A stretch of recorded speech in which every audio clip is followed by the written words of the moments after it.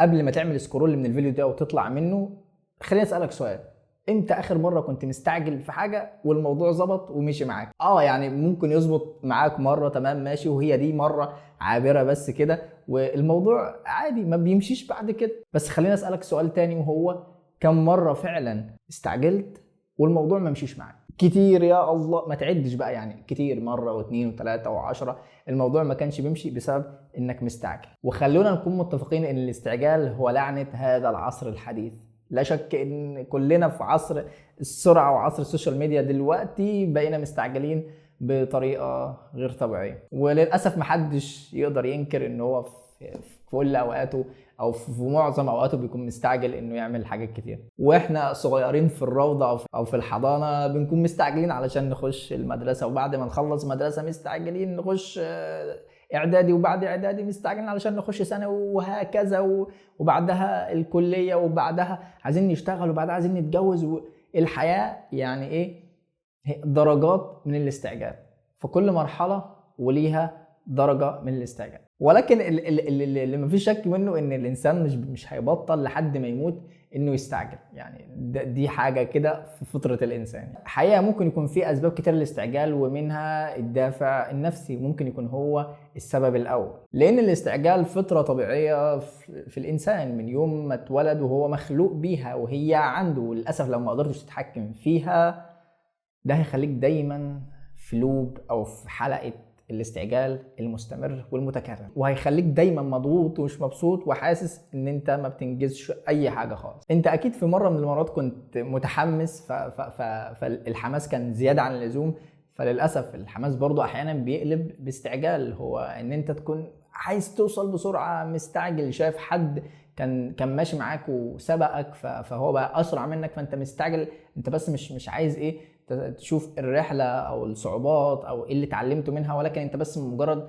ان حد سبقك فانت عايز توصل علشان تبقى بتساوي اللي سبقك ده او تعديه، ونسيت اصلا انت بتجري ليه او بتسابق ليه اصلا. فالحماس الزياده احيانا بيخليك مستعجل وعايز تجري بسرعه مش طبيعيه، وبيخليك عامل زي الاله بالظبط اللي ما بتفصلش، وده مش طبيعي، هو يخليك دايما تلف في دايره مغلقه، ولو ما قدرتش تسيطر على نفسك للاسف ده هيضرك اكتر ما هينفعك. والحقيقه مفيش شك ان احنا في عصر السرعه واحنا مش عارفين فعلا هل ده احسن عصر ولا اسوأ عصر مقارنه بالعصور اللي فاتت. فطبعا مع التطور الرهيب اللي بيحصل في التكنولوجيا بيكون في مميزات كتيره جدا، وفي المقابل في مساوئ كتيره برضه. يعني عندك مثلا التليفون كان زمان استخدموه علشان التواصل الاجتماعي، علشان الناس تتعرف على بعض، الناس تطمن على بعض، الغريب يكلم اهله، البعيد يكلم القريب، وهكذا.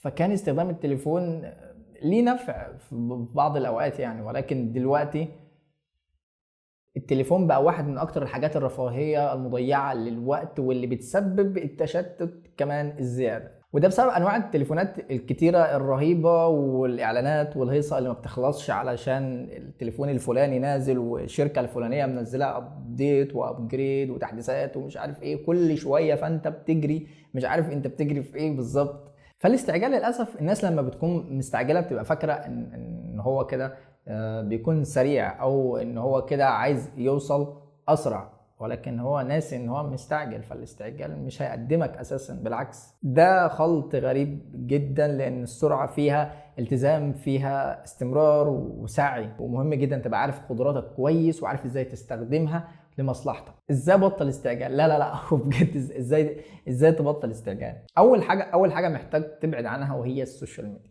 انا عارف انت دلوقتي ممكن تتفرج على الفيديو ده على اليوتيوب او على اي منصه تانية وانت بتسالني نفس السؤال، يعني افصل دلوقتي اليوتيوب حالا؟ لا اكيد مش ده الهدف من الكلام اللي انا بقوله، ولكن الهدف ان انت تعرف كويس ايه المحتوى المفيد وايه المنصات المفيده اللي ممكن تنفعك، وايه المنصات اللي ممكن تضرك وتضيع وقتك وتخليك للاسف دايما متشتت، ودايما بتضيع وقتك على الفاضي بدون ما تستفيد منه باي حاجه او باي طريقه من الطرق. فابعد عن البروباجندا والتسويق العجيب اللي بيقول لك الحق ده انت لسه ما حققتش اول $1,000,000، الحق ده مارك زوكربيرج عمل فيسبوك وهو لسه في الجامعه، الحق عمك جيف بيزوس كان عامل ازاي. والحقيقه ان انت بتبقى واقف كده بيحصل لك ايرور من اللي انت بتسمعه، فانت مش عارف تصدق حاجه خالص من اللي بيتقال، وبتبقى عامل اللي هو زي ايه، عمال تاخد حاجات موتيفيشن، حاجات حماسيه تحمسك بس، وفي الاخر تفضل ايه، تفضل تنفخ في عضلاتك، وفي الاخر بتكش تاني وما بتعملش اي حاجه، لان هو كلام بس دخل دماغك سخنك شويه وما عملش معاك اي نتيجه، او ما حفزكش فعلا، او ما ساعدكش ان انت تبتدي تعمل او تاخد الخطوات اللي انت محتاج تاخدها علشان تنجح في حاجه في حياتك. فمهم جدا انك تشتغل على نفسك وتعرف قدراتك كويس وتشتغل عليها كويس جدا وتحاول تطورها، وتحاول تعرف انت مميز في ايه، او ايه الحاجه اللي انت بتحبها، او ايه الحاجه اللي انت عايز تكمل فيها، او الحاجه اللي انت عايز تتعلمها وعندك شغف بيها. مش شرط حتى يكون في شغف، المهم ان انت يكون عندك دافع واحد بس علشان تتعلم حاجه وتكمل فيها، وان شاء الله هتنجح. بص، كلنا يعني في فترات علينا بتبقى فترات صعبه شويه، فبنبقى مستعجلين يعني، او لما للاسف لما مش بنشوف نتائج اللي احنا مستنينا او اللي احنا عايزينها، بيبقى عندنا استعجال شويه ان احنا نشوف نتائج واحنا لسه ما عملناش المجهود اللازم.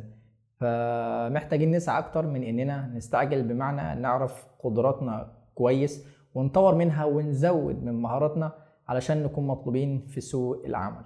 وبس كده يا سيدي. قول لي بقى لو لسه مستعجل زي بدايه الفيديو، ولا دلوقتي بقيت فاهم ايه هو الاستعجال وايه اللعبه بتاعته. فتنساش تعمل لايك للفيديو ده واشتراك في القناه لو عجبك الفيديو، عشان ده بيساعد جدا في انتشار المحتوى. شكرا، اشوفكم في فيديو جديد. سلام.